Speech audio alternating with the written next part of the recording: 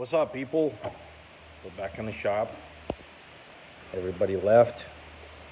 I was messing with the truck a little bit with the old tractor I bought. Case. I have no idea what year it is. Whew. Monday, what's today? Wednesday, Thursday, Wednesday. I finally got a little bit of work going on, man. It was really bad, really slow for the past 3 months. So, I figured the trend, that's how it works. Like reefer drive-in, generic freight, right now it's hot. The grain hopper and cattle is actually down. Maybe cattle picked up, I know the grain hopper is down. The rates are down and there's not that much freight. I mean, it picked up a little bit, but the rates kind of stuck at the low. But I suppose by the time you count the fuel, side with the fuel is get cheaper. So I suppose it's the same thing, but still. The guy likes to run around $2 a mile, close as possible. Sometime $1, depends what the price of fuel is. And we right now, I would say close to $2 and $2 a mile, but on the other side, on the lower side, $2. I literally was thinking to go and buy a drive-in or something like that, and do something else for a while. But in the same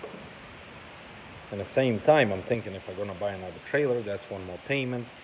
So I'm not going to buy it. Whatever I'm going to buy, let's say drive-in for the example, and drive-in is going to slow down. Then you're going to have one trailer sitting, then the other one's going to be running. So I'm just going to stick and kind of wait it out, see what happens. Next month, right, which is coming up here pretty soon, recording my insurance, truck insurance. I hope it's going to go down, or at least going to stay the same, because I didn't drive that many miles last year at all, and I think that will benefit me with renewing my insurance. So we're not buying another trailer, no more payments. We're just going to sit and wait. Well, like I said, Monday I got to go down in Indiana, Illinois, then reloading and coming back to Nebraska. That's it. Usually, the way I do it with this grain hopper deal, if I take a load someplace going out, I have to have a load coming back. I don't bounce all over the country, and maybe that's my problem. Maybe it's not, but I don't like to stay out more. If I leave Monday, I got to be home by Friday. Doesn't matter what it is. I don't think at this point in time it's worth staying out over the weekend. I just don't see a potential in it, and not a big desire, first of all. Maybe it is. I know some guys go out for a couple weeks at a time, but I just don't want to do it. There's numerous reasons why. Last year, actually, when I bought my own grain hopper, things were actually booming. It wasn't too bad. I told myself, I'm like, man, this is nice. You run around a house, little like 500-mile radius at the most, and you can make a decent living. Guess what? The fucking coronavirus came in. And now we're just sitting still and making payments on everything and not making a fucking dime. Thanks, Chinese people. I'm kidding. So, I put my headlights on, what I bought yesterday. Not yesterday, I bought them last week. They came in yesterday from Amazon. Kind of look black, but I think they look pretty decent, pretty bright. I like them.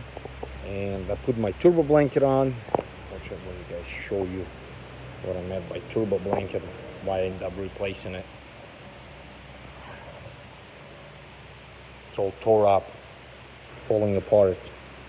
It's basically like a cloth, fireproof cloth, and then fiberglass inside of it, right there, and it's just the insulation. Put the blanket over my turbo to keep the heat in it. Since I got twins, they dissipate quite a bit of heat outside in the engine compartment. Let me open the hood and show you this.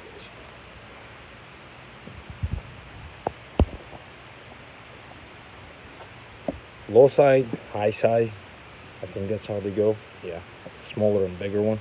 And the this is low side, sits on top of the high side cold. Let me rephrase myself. This is low side turbo, which is the top one. This is high side, but this is cold side for the high side, and ends up warming this, gets this too hot. So if you blanket wrap it, which is T6 housing, seems like it makes it help.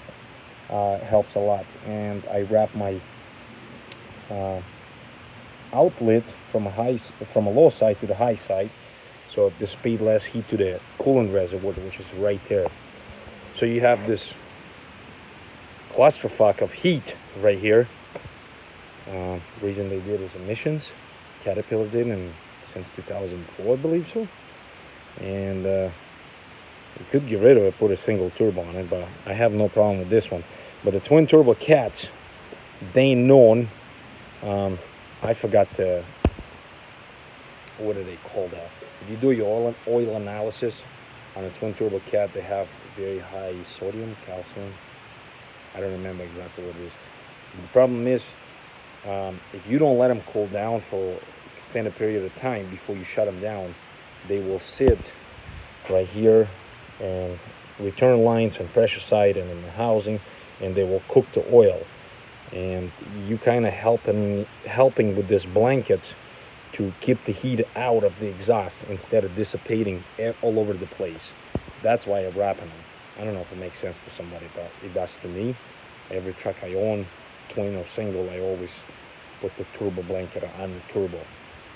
And performance-wise, it helps because you want to keep the heat through the turbos, and then when it comes out exhaust, then it can dissipate. But you don't want to lose, because heat is energy, and you don't want to lose heat for no reason, especially in an engine bay. Same thing as exhaust manifold. I got it wrapped in a heat tape, they call it, and actually does work. It lasts for a very long time. I mean, you're talking about close to 5 years it will last you before you got to redo it again. Even when I had a 60 series Detroit, I bought an aftermarket exhaust because the original one sucks, and I ended up wrapping aftermarket one in a heat wrap. So once again, the heat doesn't get dissipate in the engine bay, and it keeps everything else cool. But in a 60 series Detroit, right where the exhaust manifold sits, there's a coolant jacket goes right on top of it. So by wrapping the exhaust, you keep your coolant temperature lower. Kind of helps in general. So if you own a semi truck, trust me, you should cover your turbo. Buy a blanket for it, I would say that way. Anyways, that's all what I got, I think. I wanted to do one video about the tires, but I suppose I will do it next time. There's not much exciting going on lately. I'm picking my tools up. There's not much exciting going on right now. Not much trucking. Like I said, it's been slow, catastrophically slow. And every time I get called in for some kind of work, let me rephrase this again. It's not slow, the rates are suck right now. At one point in time it was not much freight, but the rates were still good. Now the rates are down and the freight's coming back, but I think eventually it will level itself out. If you want to buy your own truck or trailer, truck and trailer, and open your own authority, trust me, you're not going to become a millionaire. It's just a survival mode for majority of the time. Maybe once every 10 years you will have a years where actually you made money. Usually you make enough just to survive. In my opinion, that would be wrong.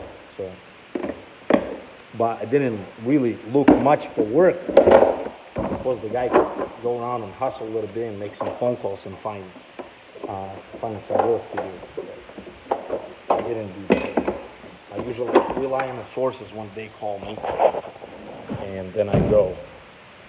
The people I usually work with. But the guy I usually work with right now, he says, man, it's kind of, it might pick up next week, it might not. Nothing steady. It's kind of comes out of a balloon.